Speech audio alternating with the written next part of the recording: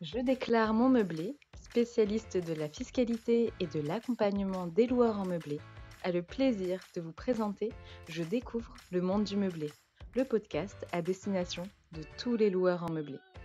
Que vous envisagiez de vous lancer dans l'aventure de la location meublée ou que vous soyez déjà fin connaisseur des avantages de cette activité, retrouvez-nous chaque semaine pour parler conseils, bons plans et suivre ensemble l'actualité de la location meublée.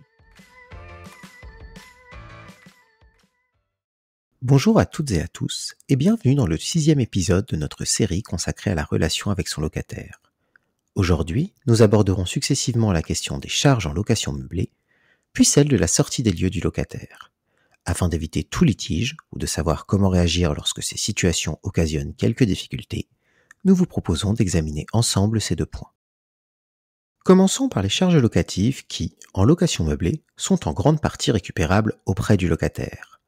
Or, la récupération des charges relatives à l'occupation du bien, ainsi qu'à l'entretien des parties communes, peut se faire de deux manières différentes, au choix du bailleur, selon la méthode de la provision sur charge ou celle du forfait de charge. La provision sur charge, que l'on appelle également les charges réelles, est la méthode la plus utilisée en matière de récupération des charges locatives par les propriétaires, et son fonctionnement est prévu par l'article 23 de la loi du 6 juillet 1989. Pour faire simple, tous les mois, le locataire verse au bailleur, en plus du montant du loyer, une somme appelée la provision sur charge, le total étant souvent désigné sous l'appellation loyer charges comprises. Le montant ainsi perçu par le propriétaire comme provision sur charge donne toutefois lieu à une régularisation annuelle. Une fois les comptes des charges définitives disponibles, vous devrez donc communiquer le décompte par nature de charge à votre locataire, ainsi que, dans les immeubles collectifs, leur mode de répartition entre tous les locataires. En fonction du résultat de ce décompte, deux options seront alors possibles. Si le total de la provision sur charge est supérieur au montant réel des charges dont vous vous êtes acquitté, vous devrez rembourser le trop perçu au locataire, alors que si, au contraire, le coût des charges est supérieur à celui de la provision, vous pourrez lui demander de vous verser la différence. Et dans le cas d'une occupation courte, ou d'une arrivée dans les lieux en cours d'année, ce qui est souvent le cas, le montant des charges doit être évalué au prorata du temps d'occupation avant d'être comparé au montant de la provision.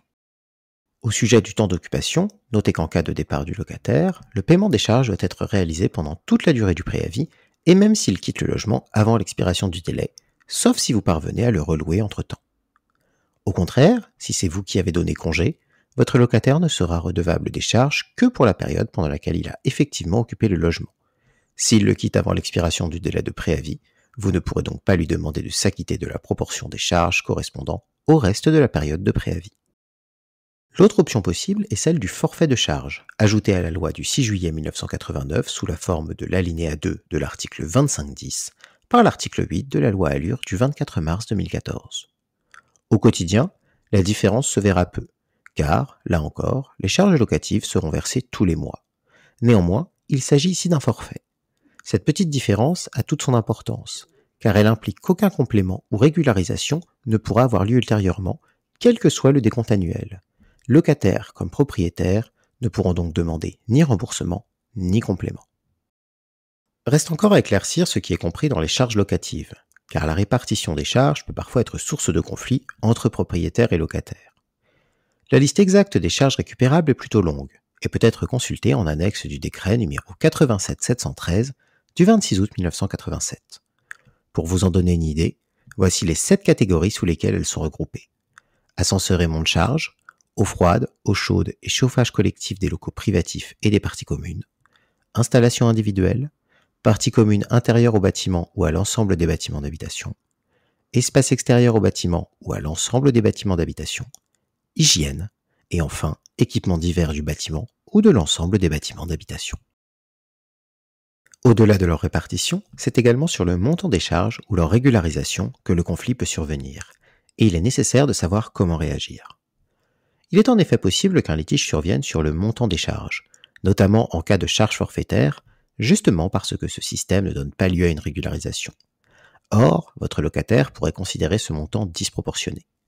À ce sujet, notez qu'en matière de charges, le montant de ces dernières doit être justifié par le bailleur, qui peut prendre appui sur les dépenses des années précédentes, ou, dans le cas des charges réelles, être en mesure de fournir un décompte détaillé des dépenses au locataire, décompte qui doit d'ailleurs obligatoirement lui être transmis une fois les comptes de l'année arrêtés. Autre possibilité, qui concerne cette fois-ci uniquement les bailleurs utilisant la méthode des charges réelles, celle de la régularisation des charges après la sortie des lieux du locataire. Il est rare que la sortie des lieux se fasse en même temps que le décompte annuel des charges, ce qui veut dire que vous ne saurez pas encore si vous devrez vous livrer à une éventuelle régularisation, qu'il pourrait être difficile de demander au locataire une fois ce dernier sorti des lieux. Pour autant, il existe un moyen de se protéger contre cette éventualité. En effet, et bien que cela soit peu connu des propriétaires, il est possible de conserver une fraction du dépôt de garantie pour payer d'éventuelles charges locatives. En principe, le montant du dépôt de garantie doit être restitué au locataire dans un délai de 2 mois ou d'1 mois si l'état des lieux de sortie est conforme à l'état des lieux d'entrée. Toutefois, lors de la sortie, et si l'immeuble est en copropriété, le propriétaire peut fournir un arrêté des comptes provisoire sur la base duquel il peut retenir jusqu'à 20% du montant du dépôt de garantie en vue de la régularisation des charges lors du prochain décompte.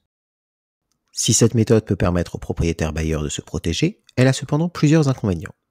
Le premier est de nature relationnelle. Ainsi, si vous avez maintenu une bonne relation avec votre locataire pendant toute la durée de la location, procéder à cette retenue pourrait être interprété comme un manque de confiance de votre part. Le second tient aux formalités, car opérer une telle retenue impose au bailleur de communiquer à l'ancien locataire un décompte provisoire qui justifie cette retenue, puis le décompte annuel une fois ce dernier établi, et de lui restituer les sommes dues, moins l'éventuel montant de la régularisation, dans un délai d'1 mois. Or, si ces obligations ne sont pas respectées, des sanctions sont à prévoir pour le bailleur. Passons maintenant à la sortie des lieux par le locataire. Lors de cette dernière, une étape sera cruciale, la comparaison de l'état des lieux d'entrée et de l'état des lieux de sortie. Comme nous le mentionnions dans le 2e épisode de cette série, l'état des lieux est un document joint au bail qui vise à décrire l'état du logement et de ses équipements au moment de l'entrée dans les lieux du locataire, à des fins de comparaison au moment de sa sortie. Raison pour laquelle ces 2 états des lieux doivent être établis sur le même document ou sur 2 documents similaires. Sur le principe, le locataire doit donc rendre le logement dans le même état qui lui a été confié et, de ce fait, de répondre de toute dégradation qu'il aurait commise dans le logement. Attention toutefois à ne pas confondre dégradation et usure normale des lieux, car le locataire n'a pas l'obligation de remettre le logement à neuf.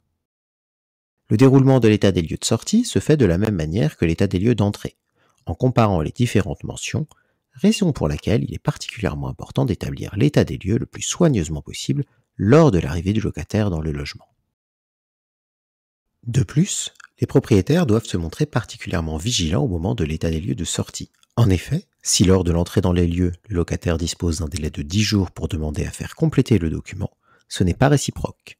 Ainsi, une fois l'état des lieux de sortie signé par le locataire et le bailleur ou son mandataire, aucun changement ne pourra être opéré par la suite.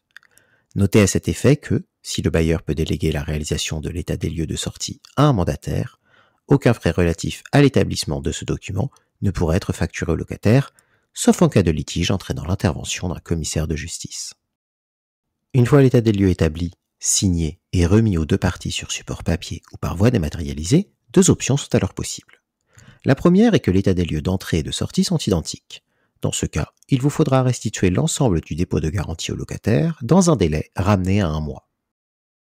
La seconde est que les 2 états des lieux ne sont pas identiques. Dans ce cas, vous disposerez d'un délai de 2 mois pour restituer le dépôt de garantie, éventuellement minorer des sommes retenues pour entreprendre les réparations nécessaires. À ce sujet, sachez que toute retenue doit obligatoirement être justifiée, justification qui peut être faite sur la base d'une facture, mais aussi uniquement d'un devis. De plus, si les sommes nécessaires à la remise en état sont supérieures au montant de garantie, il est également possible de demander un complément à l'ancien locataire dont la nouvelle adresse doit figurer sur l'état des lieux de sortie, et ce afin que vous puissiez entrer en contact avec lui au besoin. Notre 6e épisode s'achève et nous espérons qu'il vous aura permis d'en apprendre plus sur les charges ainsi que sur les points d'attention de l'état des lieux de sortie. Nous nous approchons par ailleurs de la fin de notre série. Dans le dernier épisode, inspiré par les membres de la communauté JD2M, portera sur un autre acteur de la location meublée, et non des moindres, puisque nous y aborderons le cas des relations avec les copropriétaires. Si vous avez aimé notre podcast, faites-le nous savoir et n'hésitez pas à vous rendre sur notre site internet, à nous suivre sur les réseaux sociaux ou encore à nous contacter directement par téléphone ou par mail à l'adresse contact@jedéclaremonmeublé.com.